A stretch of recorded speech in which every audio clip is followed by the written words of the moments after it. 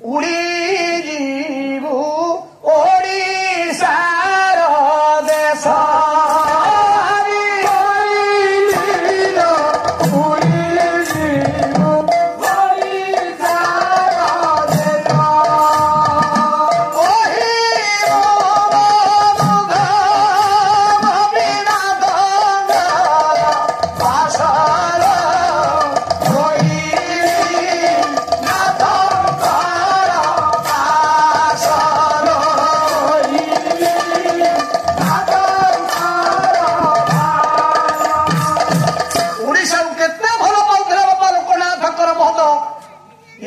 आम जानुछे लोग कहली ओडिशा माटी के टे तो जीवु मोर अच्छा पूर्व दिगरे गोपीनाथ देवता टे दुख ग्रस्ता जड़ेबू कि जानी आशीर्वाद देले ओडिशा को पुनर्बार फेरबी ओडिशावासी के दर्शन करी आई खंड खंड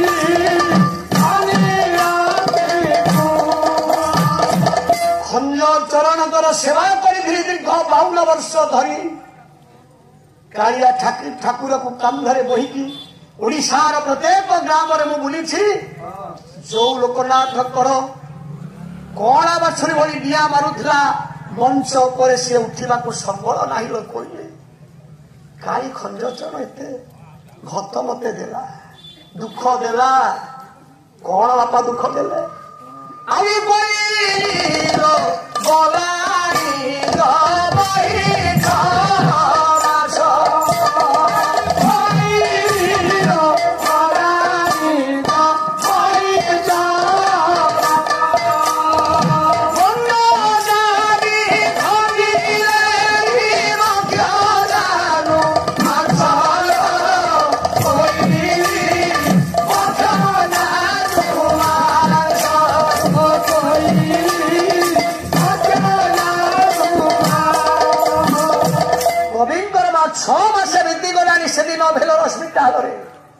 जहा खाद्य खाइले माँ ये गंडस्थल दे गर्त दे पदा को बाहरी आसूसी पाकस्थल ये खाद्य जाऊ पाकस्थल की माँ सीना खाद्य गले लोक सबल हम जदि पाकस्थल की न जाई पदा को आसला कौन लोक दुर्बल हो उठा संबल ना गंध काठी खंडी लेणी बक्ष जानू मांस लोग कहली ये गंड को हल करने कैंसर रोग मांसाल जगह ये जानू वक्ष देश मांस पानी जिते ऑपरेशन कर डाक्तर माने रोग आरोग्य होनी ये कही आसब घन श्याम पद से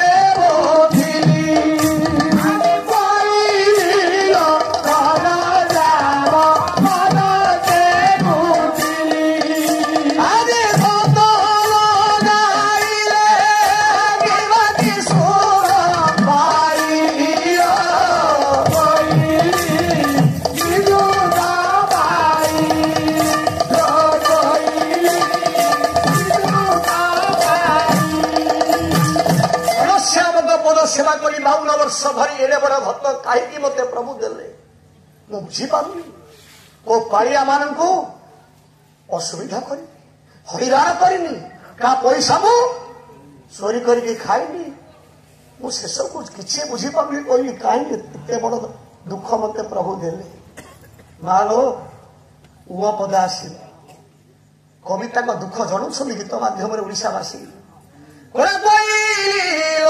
उभा है बादे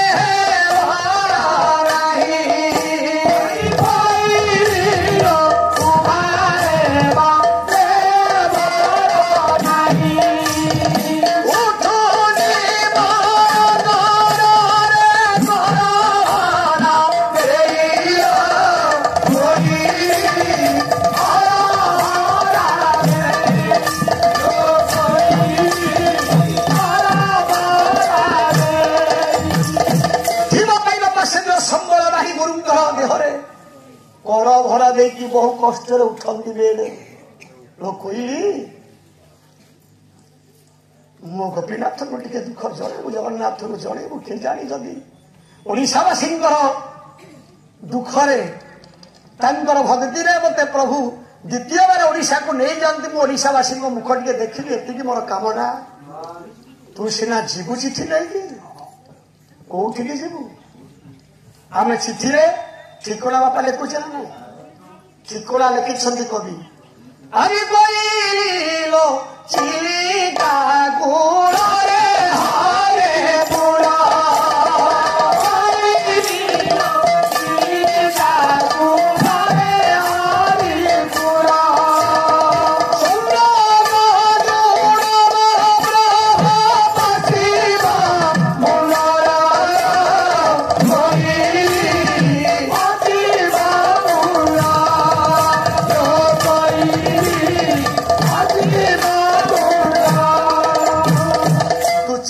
ନବୁଲ କହିଲି, କିନ୍ତୁ ଯିବୁ କୋଉଠିକି? ହରିପୁର ଗ୍ରାମ।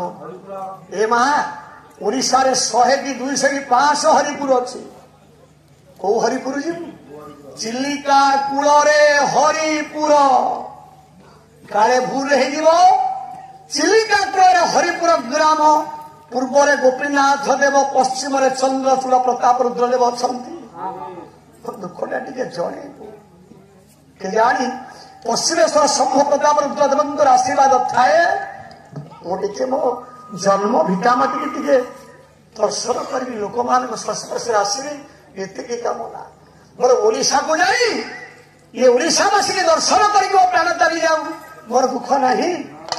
ଏତିକି ଟିକେ ଦୁଃଖଟା ଜଣା। ପାଲା ଶିଖିଥିଲେ ବାପା କେତେ ଦିନ? ମାତ୍ର 6 ମାସ। ଆମେ ଘୋଷି ଘୋଷି ହଉନି, ତାଙ୍କ ପଛରେ ଜଣେ କିଏ କହେ।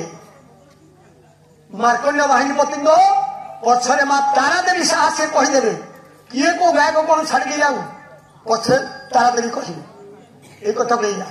ୟାଙ୍କ ପଛରେ ମା ଶାରଦା ମଧ୍ୟ କୁହନ୍ତି, ଦେଖନ୍ତୁ ଯେତେ ବରିଷ୍ଠ ଗାୟକ ନା ସାଧନା ଥିଲା, ସେ ଲେଖିଛନ୍ତି। କହିଲ 6 ମାସ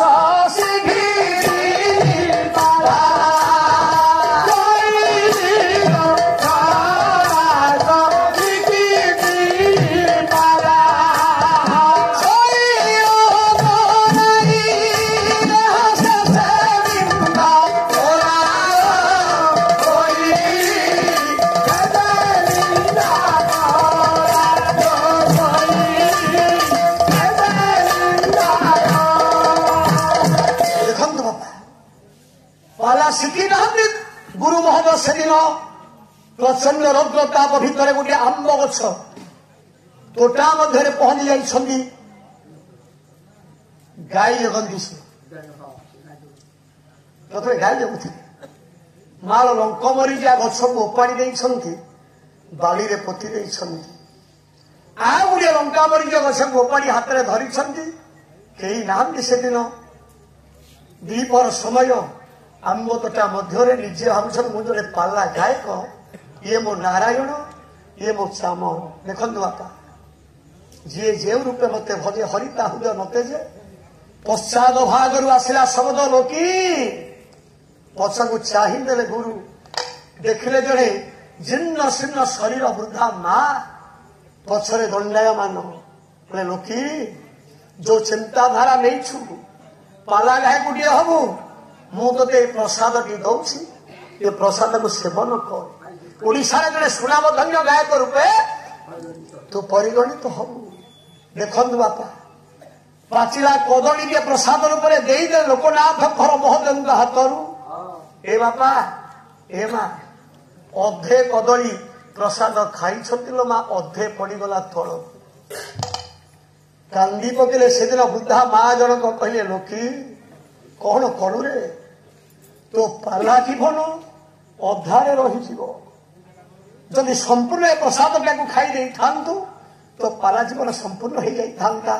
କଣ କଲୁ ଚଣ୍ଡାଳ, ହାତରୁ ଖସେଇଦେବ ଅଧେ ପ୍ରସାଦ, ତୋ ପାଲା ଜୀବନ ଅଧାରେ ରହିଯିବ।